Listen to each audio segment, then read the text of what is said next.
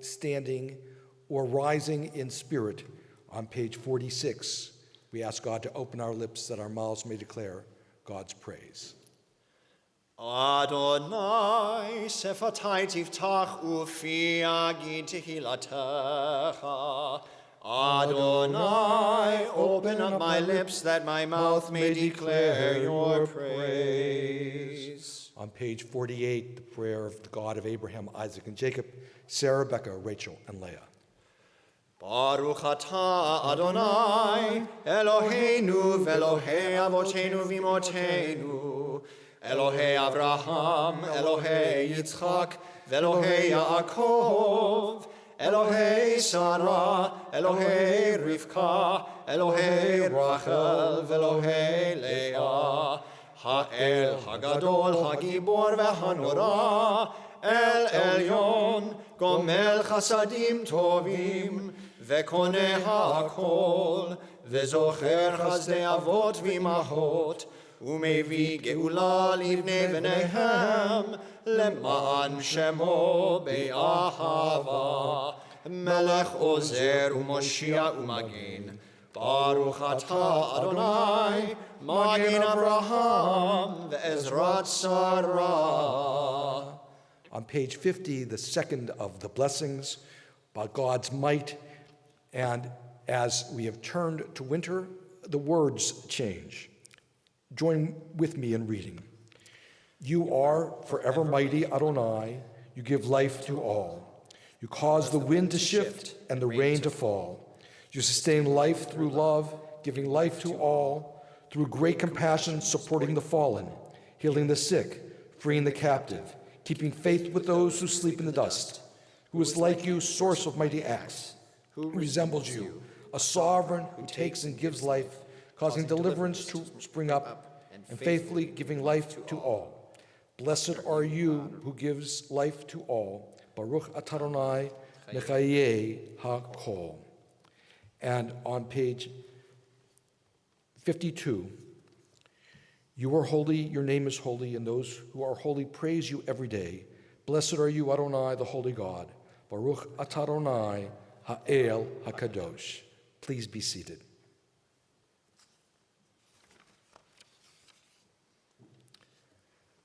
On page 55, those who are reading along, join me in the top of the page. May these hours of rest and renewal open our hearts to joy and our minds to truth. May all who struggle find rest on this day. May all who suffer find solace. May all who hurt find healing on this day. May all who despair find purpose. May all who hunger find fulfillment on this day. And may this day fulfill its promise. Baruch atah Adonai mekadesh HaShabbat. Blessed is the Eternal One who sanctifies Shabbat. Let's continue in the prayers of our own hearts, our own thoughts and meditations.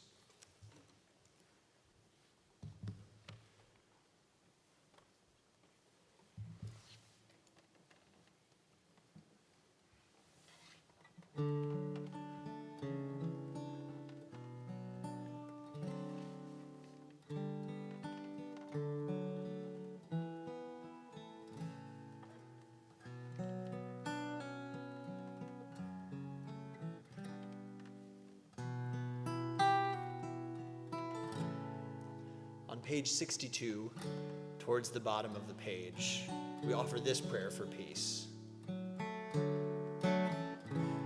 Osei shalom, shalom bimromav, uyaseh shalom aleinu, ve'al kol Yisrael, ve'imru amen.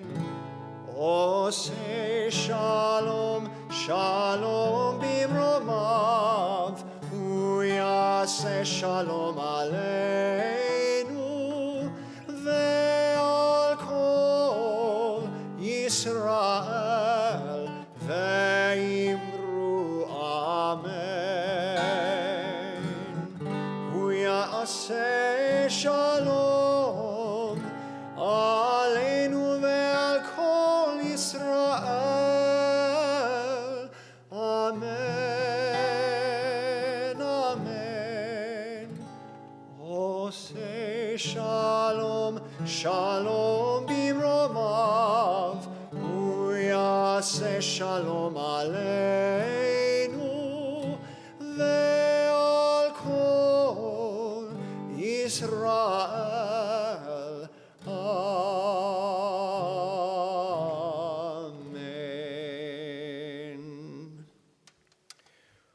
We want to offer prayers of healing and well-being. Misha Beirach on page 253. Misha Beirach, Avotenu Avraham Yitzhak v'Yaakov, V'motenu Sarah Rivka Rachel v'Leah, Hu Yavarech v'Yirapeh et kol hacholim. May the one who blessed our fathers, Abraham, Isaac, and Jacob, our mothers, Sarah, Rebecca, Rachel, and Leah, bless, heal, comfort, and support all those who are ill, all those who seek your strength and your healing. If you have names you wish to share, please do. If you have names you wish to share on the chat, please add them as well.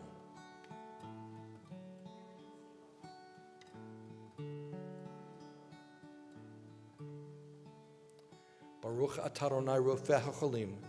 Blessed is the one who heals the sick. Yishaberach avotenu mikor habracha limotenu.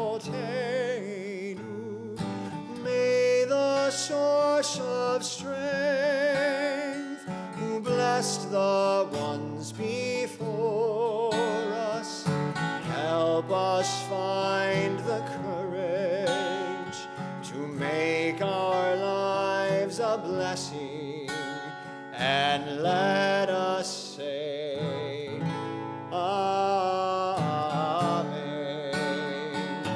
Yishaberach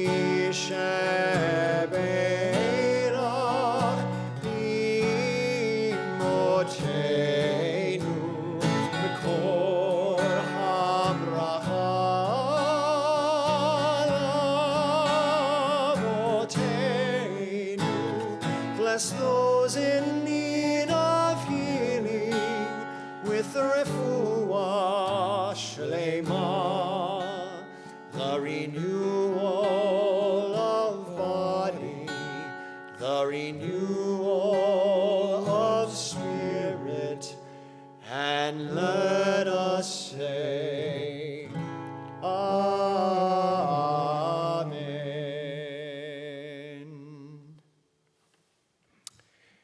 So tonight is the first in a series of sermons I intend to give over the course of this year, this being the year prior to my retirement at the end of June. And the idea of these sermons was to have a series of looking back at my own personal development over time, how my ideas have changed, the things that have been most important to me over these some 40 years. And tonight's sermon is about what I believe and how my own belief system has developed over time. Now, I remember well graduating from Hebrew Union College in Cincinnati in 1980, and right before graduation, entering into the placement system, looking for a job, wondering who would hire me largely as an assistant rabbi. And I was interviewed by Rabbi Herman Shulman of blessed memory. And Rabbi Shulman, when I came in, turned to me and said, "Do you believe in God?" I tried to do a little bit of a German accent there. And I realized that in my 5 years of being at Hebrew Union College, no one had ever asked me that question. That was the first time in all of that development that I was asked that question. Now, I don't want to beat up on Hebrew Union College, which I loved my experience there, but the truth is we studied theology kind of the same way we studied liturgy. We studied it in what in German is called Wissenschaft, the scientific study, the intellectual study of the subject. The subject of theology was studied. Just as we learned how the prayer book was written, put together, its history, all of that, no one taught us how to pray. And no one taught us how to believe. They taught us theology and philosophy. This was an academic enterprise. And, certainly I related to Maimonides' ideas of the negative proof of God, that you could only prove God for what God was not, that God was not corporeal, not in human body, that not that God was good, but that not being good was not God. That was Maimonides' philosophy.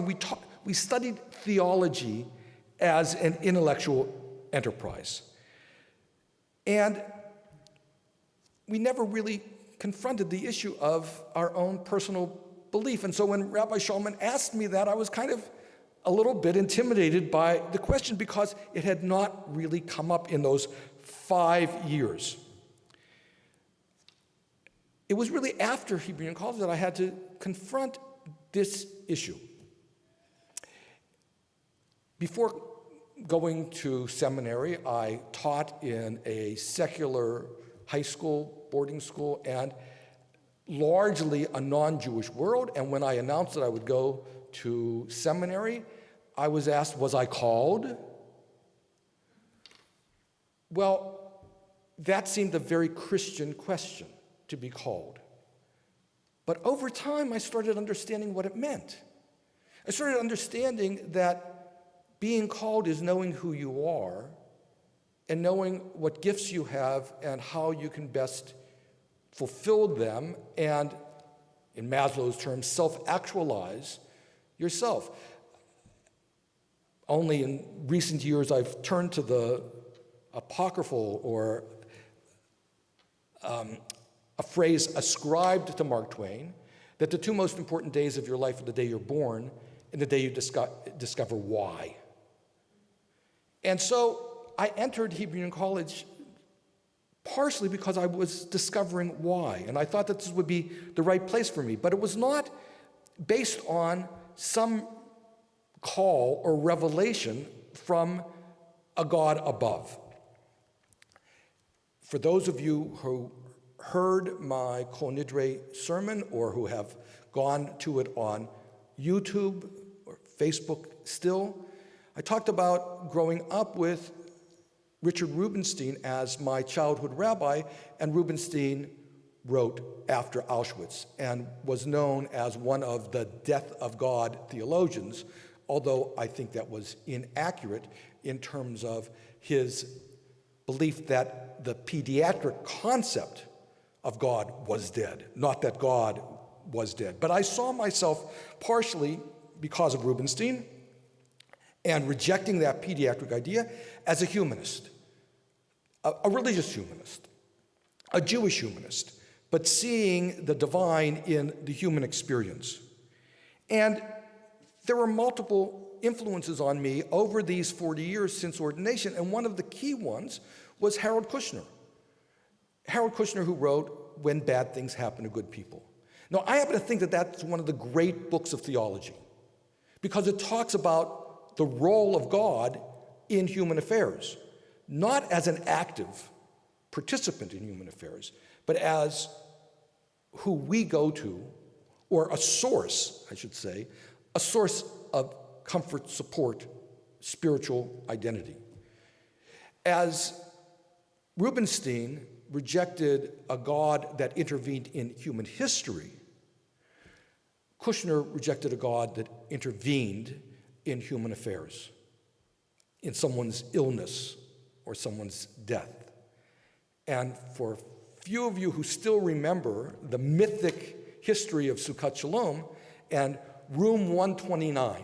Room 129 was a room at the Community Recreation Center where adults met during their children's Sunday program and talked about issues. And one year, we read all of Harold Kushner's books in that Room 129 discussion. And what's key in Kushner's theology, and what so affected me, was it's not why bad things happen to good people, but when things happen to good people. And then there's an implication of now what? When bad things happen to good people, now what? And we don't blame God for bad things, but we may turn to God, to divinity, to spirit for the support, the guidance, the inspiration to get us through those moments and to realize that we are part of a greater story. Kushner and Harold Schulweis developed what they called predicate theology. Predicate theology is not that God is good or that God is just, but goodness is godly. Justice is godly. And that predicate theology and that humanist view of God spoke to me and still speaks to me. In continuing studies and teachings, I also looked at text. Moses sees the burning bush, and that's an act of revelation of God speaking to Moses. And Moses says, "What's your name?" And God says, "Ehyeh," and which means more or less, "I will be." I actually think God might have said, "Let me be, let me alone, stop bothering me."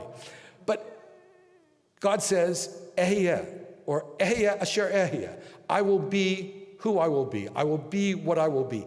It's not an answer. Moses was asking for God's name, and God just says, "Ehyeh." But Ehyeh is kind of the sound that comes off of a very hot fire in the middle of the desert. Ehyeh.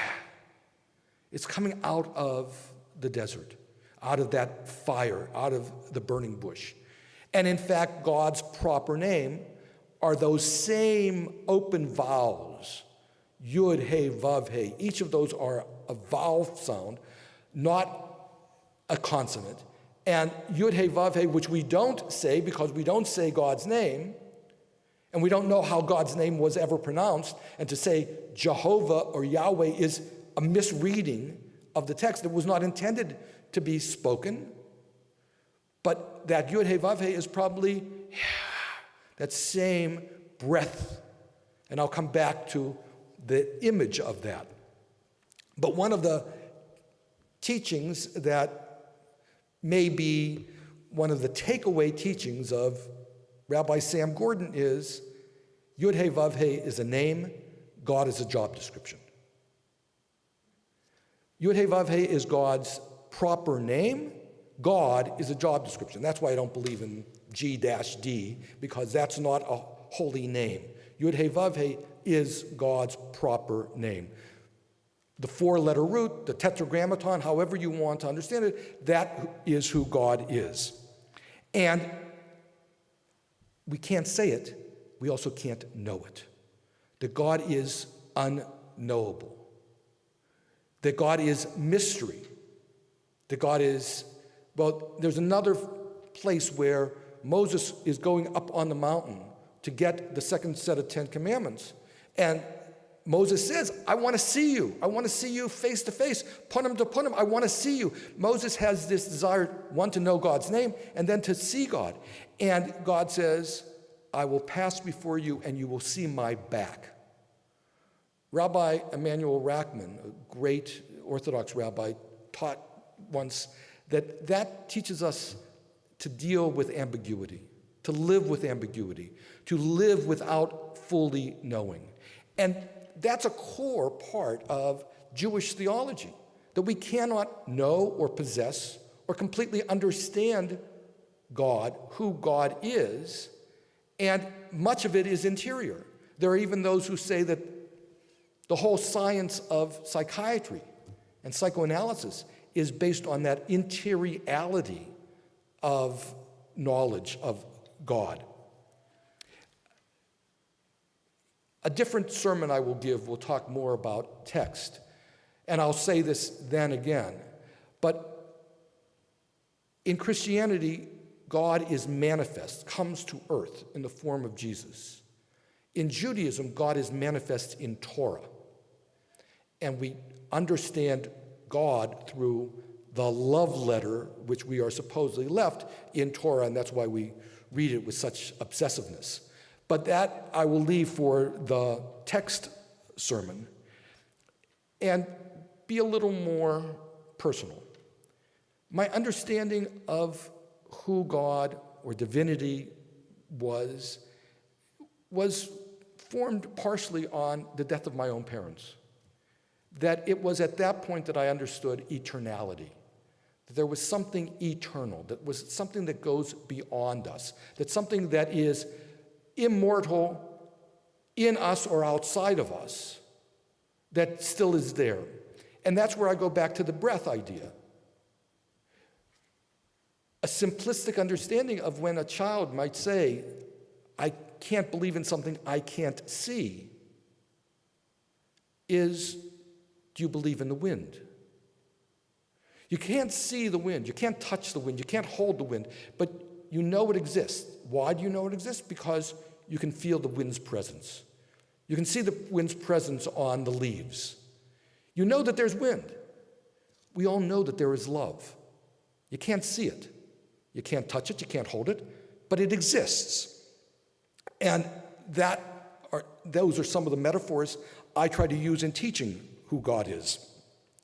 And that ehia, that breath, as I've said many times before, is the breath that is breathed into Adam, human, who is formed from Adamah, from earth, and that is what animates us. And when we die, the breath leaves. But where does it go? It's the wind. It's the breath. It's the breath that is in the world that has never changed in terms of the amount of wind that there is. There is something eternal about us in the breath that has been breathed into us mythically through Adam from Adamah. And so it is that breath that leads us then to understand, and here's my development, that we are the containers of divine breath. And therefore in the teachings of Martin Buber and I, Thou, when we want to discover God, we have to discover God in the other God container, the other person. And not only that, but God lives in between us and in between our eyes and between our faces. That God is manifest through our breath, our neshama, our soul, our spirit, and that is how God is experienced through other people who are also holy. Now, in my own personal development, I also look to later studies that I did kind of later in my life, certainly into my 40s and 50s and later, at the Hartman Institute. And I was exposed much more there to the Jewish mysticism and Kabbalah and the Zohar. And the idea that the earth was created, the universe was created in this Big Bang. That before there was creation, there was only God. But there was no room for anything else. So in order to make room for everything else, God had to withdraw, become small, and that left a vacuum of this vessel that contained God, and that vessel exploded because of the vacuum. And the shards of that vessel contain the essence of God or the spark of God. And it is our job to find the sparks in everything and to do an act of repair. That's where tikkun olam really comes from. It doesn't mean serving sandwiches down in a homeless shelter.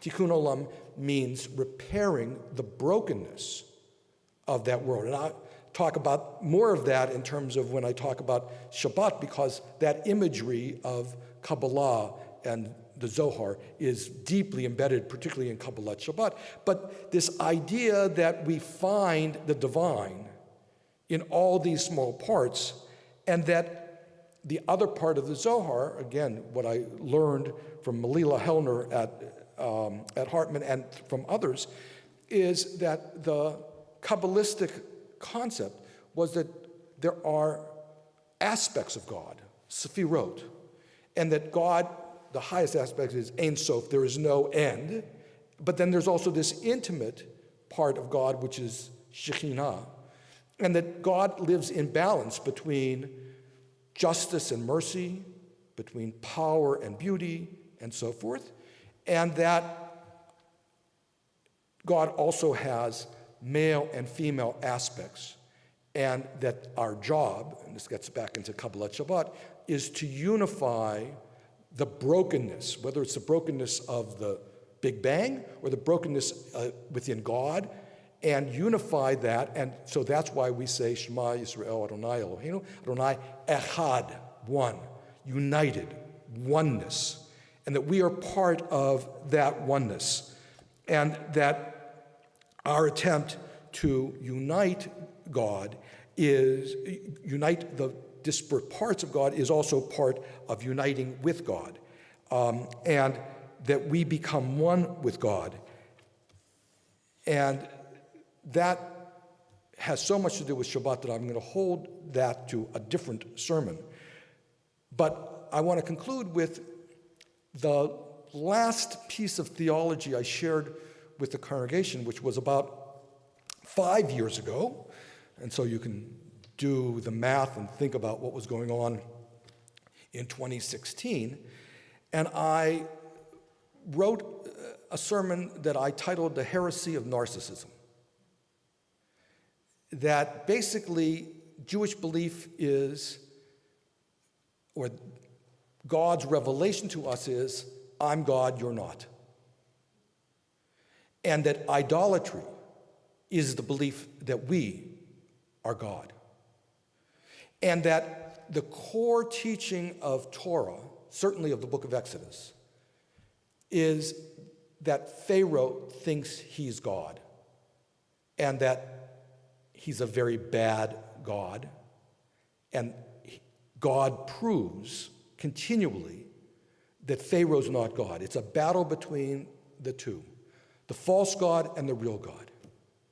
So the false God has slaves, the false God lives in a palace, the false God builds tombs because the false God thinks he is immortal. And the real God says, I am holy, you shall be holy. Kadoshim to you, ki kadosh ani Adonai Elohecha. You shall be holy, for I, the eternal one, your God, am holy. God is saying to us, be like God. Pharaoh would never say, pretend to be me, or aspire to be me. God says, build me a sanctuary so I may dwell among you.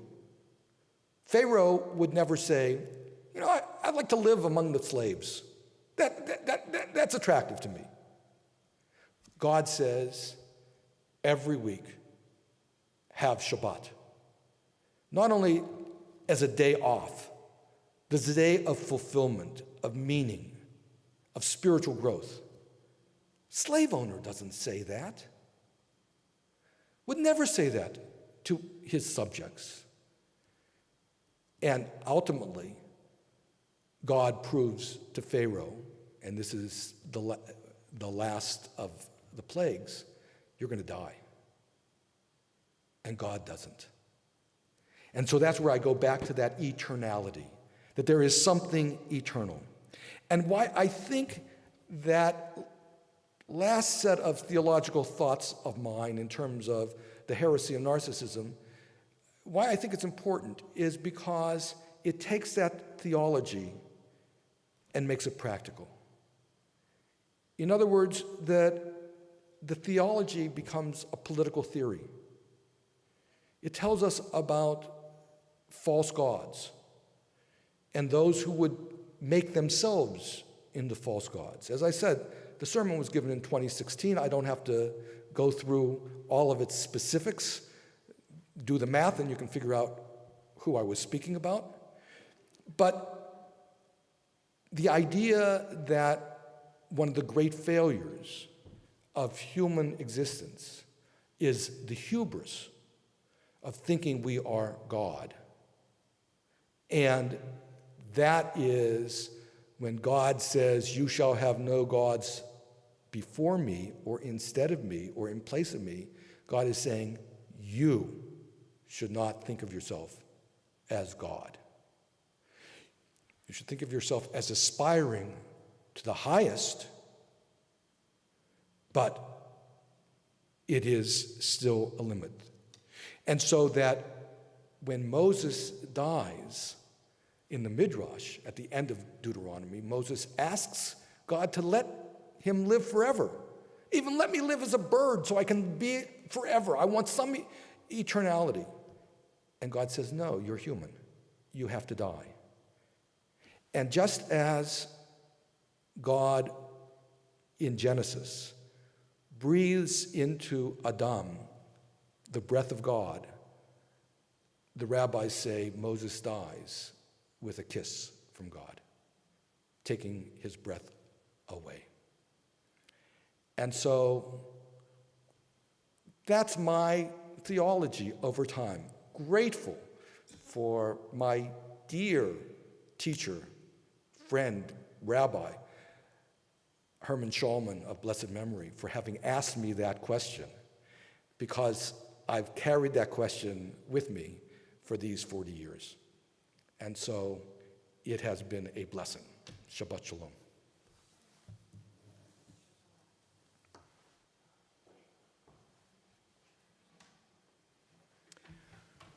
Let us continue in our prayers, turning to page 282.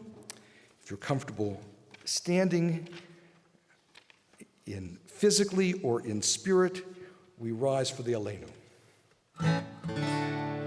עלינו לשבח לאדון הכל, לתת גדולה ליוצא בראשית, שהוא נוטה שמיים ועושה ארץ, ומושב יקרו בשמיים ממעל, שכינת עוזו וגובה מרומים, הוא אלוהינו אין עוד.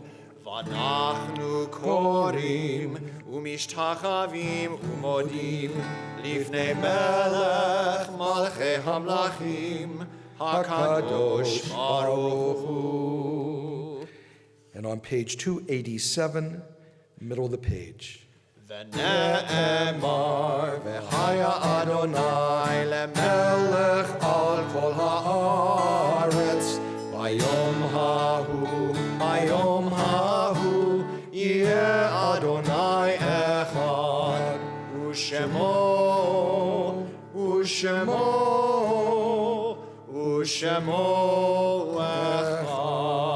אחד. Turn to page 290, preparation for the reading of the Mourner's Kaddish. It is a fearful thing to love what death can touch, a fearful thing to love, hope, dream, to be and oh, to lose. A thing for fools this, and a holy thing to love. For your life has lived in me. Your laugh once lifted me. Your word was gift to me. To remember this brings a painful joy. 'Tis a human thing, love, a holy thing, to love what death has touched. And on 293, our thoughts turn to those who have departed this earth, our own loved ones, those whom our friends and neighbors have lost, the martyrs of our people whose graves are unmarked, and those of every race and nation whose lives have been a blessing to humanity. As we remember them, we meditate on the meaning of love and loss, of life and death. We think of all of our loved ones whom death has recently taken from us, those who died at the season in years past, and those whom we have taken into our hearts with our own. On this Shabbat, we recall especially the beloved memories of those whose yortzites occurred during this time and during this season, those whose more recent death of these past 30 days of Shloshim is keenly felt by family and friends and community. Call all these names with a sense of devotion and love. The beloved memories of Terrell Johnson, Judith Brayman, Thomas Morgan, Yetta Ross, Irving Druckmann, Arthur Kwarchik, Louis Condon, Kenneth Cooper, Alvin Montag, Alvin Sterling, Leslie S. Pauls Jr., Marcy Morgan. Any other names you wish to share or share on the chat? Zecher Tzadikim Livracha, may the memory of the righteous be an abiding blessing, as together on page 294 we say, Yikadal v'kadash shemei rabbah, B'alma divrach yirutei, B'yamlich malchutei, B'chayechon u'v'yomechon, V'chayedecho Beit Yisrael, B'gala u'vizman kari v'imru amen. Yehei shmei rabbah mevorach li'olam almei almaya, Yiparach v'yishtabach v'yitpa'ar v'trumam v'yitnaseh, V'tadar v'yitalev v'yitalau, Shemei dekudusha b'richu, Leila min kol birchata v'shirata, Tushbachata v'nechamata, Da'miram bi'alma v'imru, Amen. Yehei shlama rabba min shemaya, V'chayim aleinu v'al kol Yisrael v'imru, Amen. Oseh shalom b'mramav, Hu ya'aseh shalom, aleinu v'al kol Yisrael v'imru, Amen. May the source of peace grant peace to all who mourn, comfort to all who are bereaved. Amen. Oseh shalom b'mromav, hu ya'aseh shalom, aleinu v'al kol Yisrael, v'yimeru, amen. Shabbat Shalom. I do want to remind you of one thing, that the next of the sermon series will take place on Shabbat of November 12th, and also that same weekend on the 14th will be our next guest scholar, our joint guest scholar event, which will be that Sunday. That will be Professor Stephen Ray, who is the immediate past president of Chicago Theological Seminary. So we want to invite all of you to participate on that Sunday in our second guest scholar event, and the Friday night before our second of these sermons series. Shabbat Shalom.